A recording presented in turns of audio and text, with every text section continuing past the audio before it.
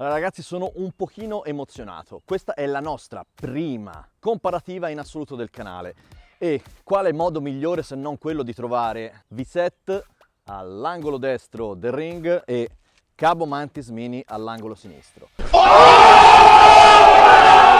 Questi sono due dei monopattini che stanno facendo più furore nel panorama dei monopattini legali. Mantis Mini, che si è conquistato una grandissima fetta di pubblico per le sue doti acquisite dal vecchio fratello maggiore, mentre da quest'altro lato abbiamo V7 che, come avete visto nel nostro video, è riuscita a tirar fuori un mezzo che fa della qualità costruttiva e delle prestazioni le frecce al suo arco. Quest'oggi siamo qua per raccontarvene un pochino, per farvi capire quello che c'è dietro a questi due monopattini. Nessuno dei due è perfetto, infatti troviamo qualche piccola carenza da questo lato e troviamo qualche altra carenza da quest'altro. Entrambi i mezzi sono veramente molto validi. Adesso ovviamente vi ricordo di iscrivervi al canale qualora non l'aveste fatto e di lasciare un bel like per farci sapere se queste video comparative sono di vostro interesse, perché magari cercheremo di portarvene delle altre sul nostro canale. Adesso lanciamo la sigla e partiamo con la comparativa Mantis V7. E vai con la sigla!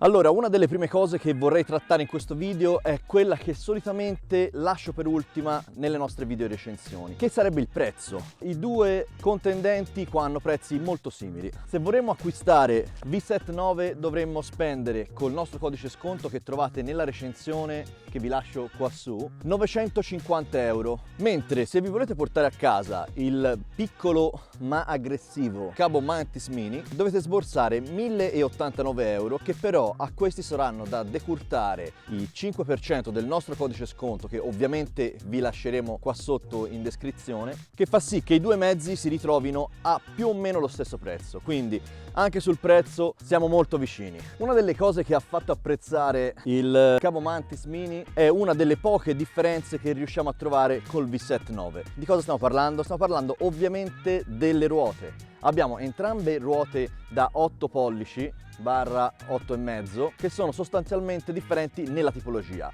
Infatti troviamo nel piccolo Mantis delle ruote tubeless. La prima cosa che l'ha fatto arrivare all'attenzione di molti: rischiate di forare molto meno rispetto agli altri, che però di contro troviamo una difficoltà nell'installazione e nella sostituzione. È vero anche che qualora foriate basterà andare da un qualsiasi gommista per farsi riparare la gomma, che potrà renderla nuovamente utilizzabile in pochi minuti e con una spesa abbastanza contenuta.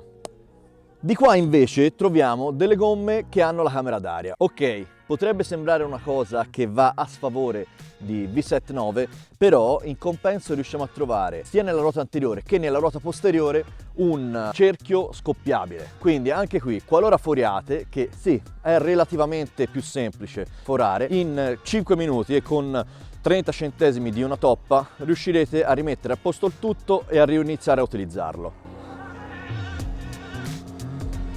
Allora, adesso arriva anche uno di quei punti che secondo me potrebbe interessare a qualcuno, perché il monopattino solitamente viene scelto per la sua portabilità, anche perché l'utilizzo intermodale è il terreno perfetto per il monopattino elettrico in generale. Adesso qua abbiamo due diverse tipologie di chiusura e due diverse tipologie di velocità, quindi in questo momento chiamo la mia valletta qui con me per darmi una mano a fare il test di chiusura. Dan dan dan dan.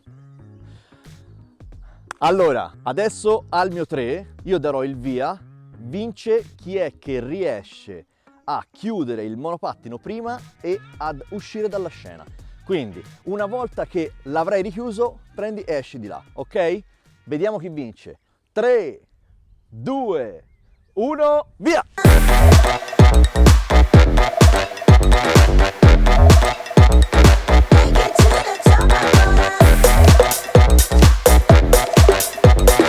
Ok, puoi uscire? Devi uscire dalla scena. No, devi tirare fuori il monopattino. Ok ragazzi, questo era uno sketch. Ovviamente sono monopattini che non sono fatti proprio per essere rapidi nell'essere richiusi e portati, che ne so, nel treno che sta per arrivare. Però effettivamente diciamo che V7 ha un grosso punto a favore nel metodo di chiusura, perché è molto stabile, solido e soprattutto rapido, a differenza di quello del Mantis che è un po' più macchinoso, bisogna mettersi lì e perdere del tempo. Ah, a proposito, adesso vi faccio uno spoiler per il prossimo video. In questa scena c'è un monopattino. Chi riesce a trovarlo riceverà un buono sconto per le magliette nuove di Laco Creative. Via! Rieccoci. Allora, l'avete trovato? Secondo me non siete riusciti a trovarlo. Adesso diciamo che è un monopattino un po' particolare che a qualcuno potrebbe essere utile. Però vabbè, tanto non lo saprete mai qual è a questo punto il monopattino in questione. Quindi niente, sarà per la prossima. Oh, ci hanno fregato il monopattino! Altro punto sul quale questi monopattini si somigliano molto, soprattutto nella performance, sono le sospensioni. Infatti montano le stesse identiche sospensioni, hanno entrambi la regolazione del precarico. Devo dire che a favore di V7 troviamo la semplicità di utilizzo, perché per andare a settare, a regolare bene la sospensione troviamo due bulloni nella parte superiore della sospensione, dove possiamo andare lì e tirare, regolare e ammorbidire un pochino la sospensione. Su Mantis Mini semplicemente le troviamo sotto. Nell'ammortizzazione si comportano in maniera egregia entrambi. Nella qualità di guida invece c'è una piccola differenza, che la potete vedere dalle dimensioni. Infatti troviamo nel V7 un interasse tra le due ruote più lungo, quindi questo si tramuta in percorrenza in un maggior comfort apparente. Adesso ragazzi ritiriamo su i monopattini, li mettiamo in modo che possano circolare e andiamo a vedere le prove sul campo, che secondo me quelle sono la parte più succulenta che stavate aspettando.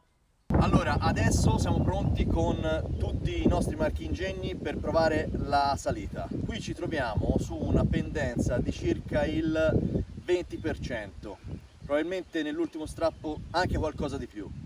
Quindi adesso vediamo quale dei due riesce a superarla meglio.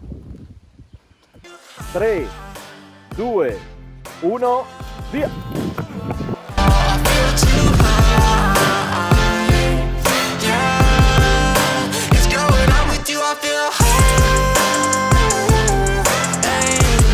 Ero in prima, bella! 1, 2, 3! You got me going crazy, stone cold up, but my blood keeps crazy. Ay, if you run, then I'm chasing.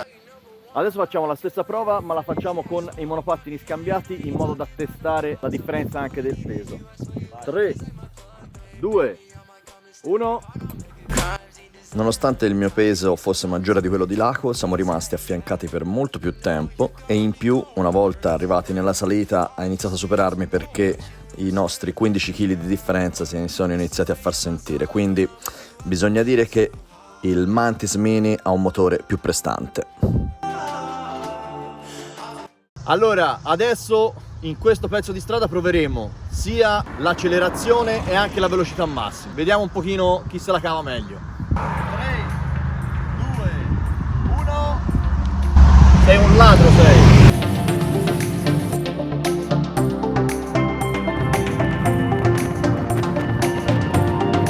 Adesso come prima con la pendenza facciamo parti invertite, quindi io riprenderò il V7, Laco riprenderà il cavo e vediamo un attimino anche qui chi accelera meglio e chi è che raggiunge la velocità superiore. 3, 2, 1...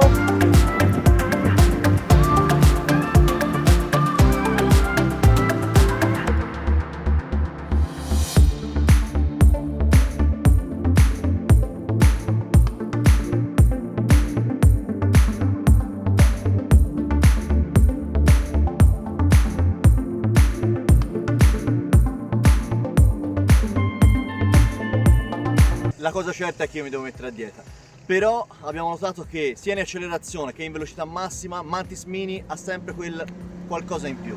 Vai. Adesso arriviamo alla prova dei freni. Faremo il test di frenata a velocità 2, quindi entrambi a velocità legale, quindi a 25 km/h.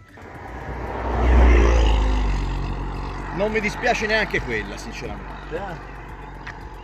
Non ce la fa manco a salire, va. Il Mantis sta. Va meglio il Mantis Mini, va meglio.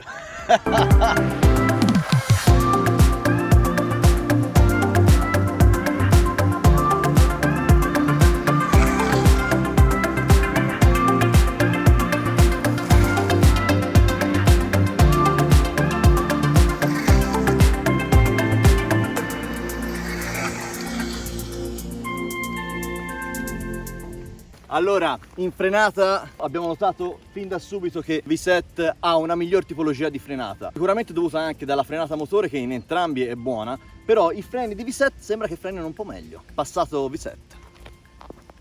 Allora ragazzi, siamo tornati nella location di partenza del video e ripartiamo con uno di quegli argomenti che interessa a molti. L'autonomia. Mantis riesce ad avere una potenza superiore, quindi avendo un po' più di potenza diciamo che è più energivoro. Dall'altro lato invece abbiamo V7 che, nonostante la batteria più piccola, parliamo di 13 A contro i 18 Ah di Mantis, riesce ad essere più parsimonioso nei consumi. Infatti a velocità costante, nonostante questi 5 Ah di differenza, il Mantis riesce a percorrere una cinquantina di chilometri a velocità legale, mentre V7 9 riesce a percorrere all'incirca 40 km.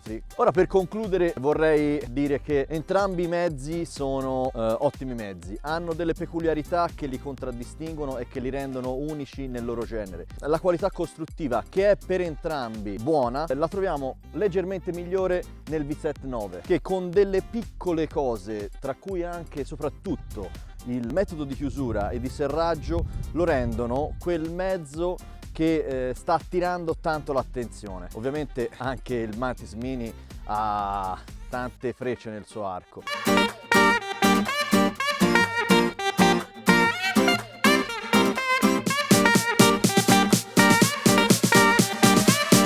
Fatemi sapere un po' cosa ne pensate di questi due mezzi e quale secondo voi potrebbe essere il più adatto a voi e soprattutto perché, qua sotto nei commenti.